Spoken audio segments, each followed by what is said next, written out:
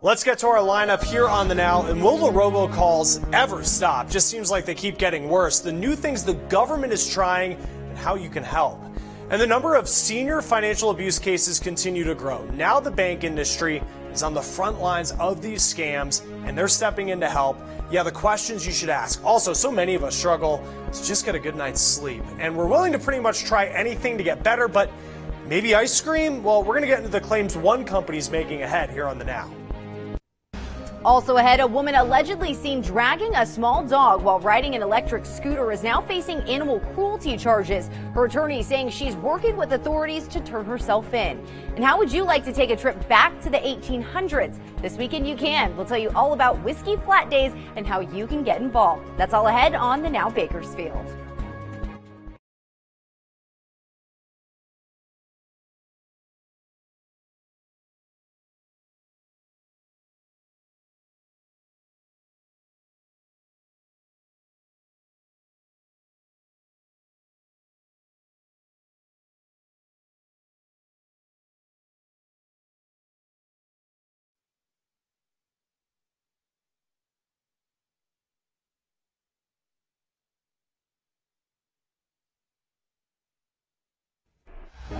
Good evening. New developments tonight in the case of a viral video that prompted outrage, allegedly showing a woman dragging a small dog while riding an electric scooter in downtown Bakersfield. Tonight, authorities say Elaine Rosa is working to turn herself into police. The Now's Josh Sanders joins us live tonight from downtown Bakersfield with the latest developments in the case. Josh? Yeah, Jessica, I'm standing outside of the downtown jail. Of course, 23 ABC did hear from Elaine Rosa's attorney, who says that she is in the process of turning herself into authorities tonight. Again, the district attorney tonight filing charges against her, one for animal neglect, the other for animal abuse. You can remember that viral video that caused an uproar in early January on social media. Rosa, seen in that video, dragging a small dog that we know that dog's name is Zebra behind a bird scooter, and that the man who says he witnessed the whole thing took a picture afterwards showing Rosa holding the dog. In that picture, you could see the dog's feet bloody from being dragged behind that scooter. Now, BPD says the dog wasn't actually hers and was returned to the rightful owner. It's unclear, though, who actually owns the dog. Rosa was a former employee of the Kern Valley State Prison as a contracted psychologist. Her contract, though, was terminated just days after this video surfaced. It is, however, unknown if the video has any correlation to her being fired. Now, again, Bakersfield police are working, or her attorney is working with her attorney and her are working with authorities. She is expected to turn herself in at some point tonight. We'll continue to follow that on our social media platforms and our website at turnit23.com. Back to you. All right, Josh, thanks. On a much lighter note, it may be 2019, but in Kern River Valley, the 1800s Wild West has taken over. This weekend is the 62nd annual Whiskey Flat Days celebration. The Now's Amanda Mason gives us an inside look at what the festival has to offer. Whiskey Flat Days not only offers food, shopping, a carnival, and a rodeo, but local history, taking it back to 150 years to the Wild West. So what you're seeing down here is how they really lived. According to organizers, the Whiskey Flat encampment is the largest in California. Mike Woodward has been participating in the reenactment since he was a kid and has been a producer for the encampment for 16 years. And so people come down here, they get to chat with us like we're people that really lived 150 years ago. Around the corner from the Wild West encampment are vendors with homemade items, a carnival, and the rodeo. One of the main things you can experience at Whiskey Flat Days is just family fun for everyone. Whether it's the carnival rides for the kids, or the food for the adults, or the rodeo for the whole family, there's just something for everyone. There's a long list of events from a parade to rodeo shows, and there are plenty of chances to explore.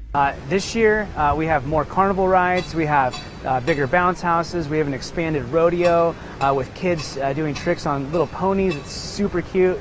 Another new aspect this year is the free Wi-Fi for the whole weekend. A typical year, we see between 20 and 30,000 people come through over the course of 4 days here in Kernville.